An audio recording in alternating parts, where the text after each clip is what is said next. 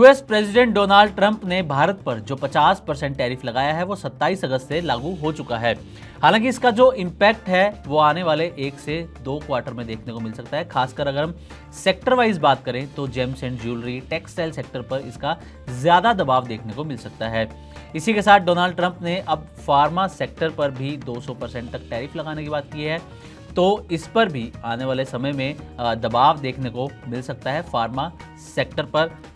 लेकिन साथ ही Donald Trump ने अपने एक ताज़ा बयान में ये भी कहा है कि भारत से दोस्ती हमारी अच्छी है, लेकिन भारत यूएस को सामान ज़्यादा बेचता है, ज़्यादा कमाई करता है, लेकिन यूएस से सामान ज़्यादा खरीदता नहीं है।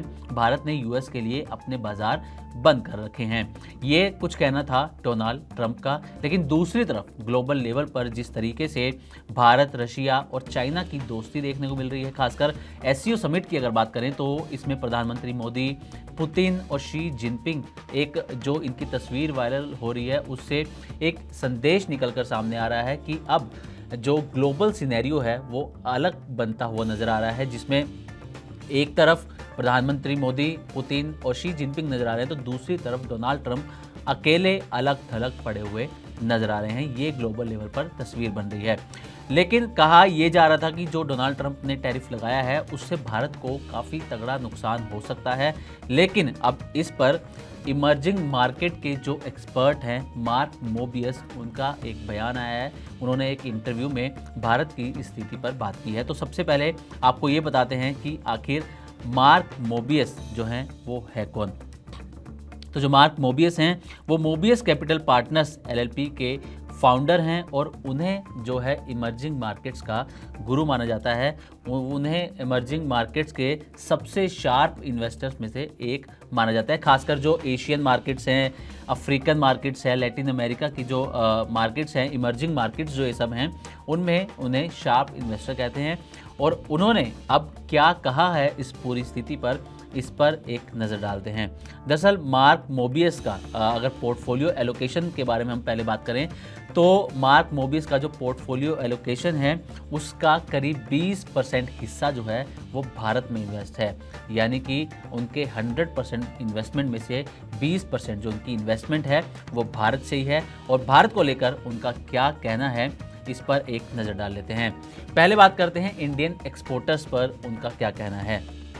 तो मार्क मोबियस ने कहा है कि जो इंडियन एक्सपोर्टर्स हैं ये प्लान बी भी लेकर चल रहे हैं। जब से ये टैरिफ लगने की बात सामने आई थी तब से उनका कहना है कि जो भारतीय बिजनेसमैन हैं काफ़ी क्रिएटिव हैं।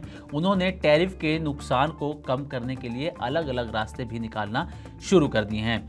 कई एक्सपोर्टर्स भारत के ऐसे हैं जिन्होंने पहले से ही अफ्रीका और एशिया के नए प्रोडक्शन बेसिस जो हैं वो एक्सप्लोर करना शुरू कर दिया है ताकि टैरिफ का कम से कम असर देखने को मिले। एक एग्जांपल के तौर पर उन्होंने बताया है कि इथोपियन इंडस्ट्रियल पार्क में पहले से ही भारतीय टेक्सटाइल यूनिट्स जो हैं वो पहले से ही सेट होना शुरू हो गई हैं।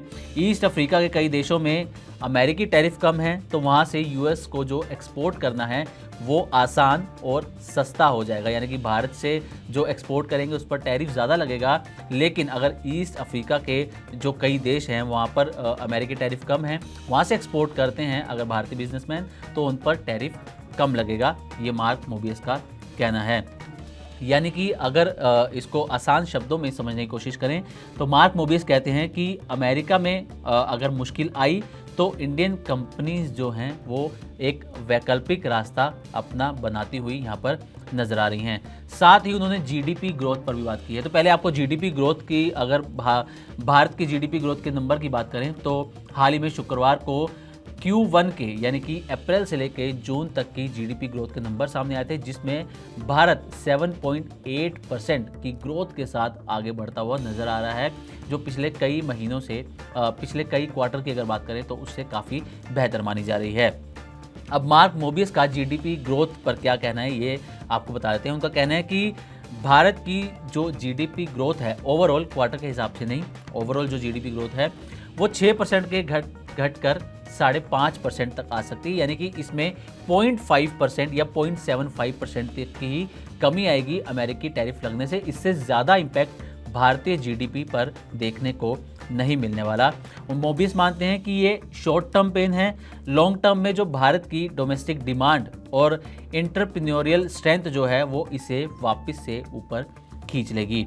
यहाँ एक फैक्ट आपको और बता देते हैं कि वर्ल्ड बैंक और IMF दोनों ने FY 25-26 में भारत की जो GDP ग्रोथ है उसको 6% से ज़्यादा पर बनाए रखने का जो है अपना अनुमान दिया है कि भारत की GDP ग्रोथ 6% से ज़्यादा रह सकती है। ये वर्ल्ड बैंक का कहना है और IMF का भी कहना है। साथ ही मार्क मोबियस का भी कहना है कि अमेरिकी टैरिफ का भारतीय अर्थव्यवस्था पर ज़्यादा असर नहीं पड़ेगा। जितना बड़ा असर सोचा जा रहा है उतना बड़ा असर नहीं पड़ेगा। 0.5% से 0.75% तक का GDP ग्रोथ में अंतर आ सकता है।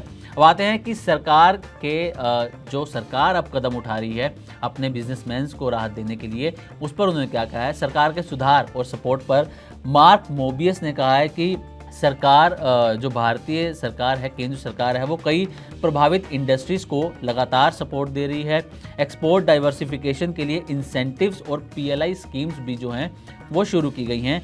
ब्यूरोक्रेसी और कंप्लाइंस को आसान बनाने के कदम भी उठाए जा रहे हैं। और मोबियस ने कहा है कि जो भारत सरकार ये कदम उठा रही है उससे जो भारतीय उद्योग है इसको काफ़ी बढ़ावा मिल सकता है।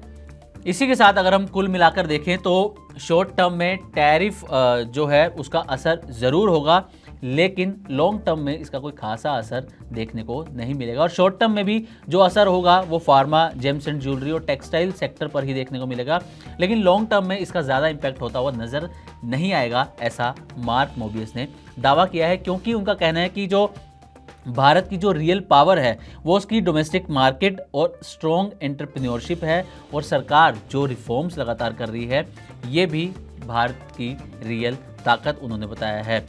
तो उम्मीद करते हैं कि मार्क मोबियस ने भारत को लेकर जो अपना नज़रिया पेश किया है उसकी जानकारी जो हमने आपको दी वो आपको अच्छी लगी होगी। इसी तरह की और भी वीडियोस के लिए देखते रहें Money9 और सब्सक्राइब करें हमारे चैनल। साथ ही बिजनेस और पर्सनल फाइनेंस से जुड़ी तमाम खबरों को आप हमारी वेबसाइट money9live.com पर भी पढ़ सकते हैं।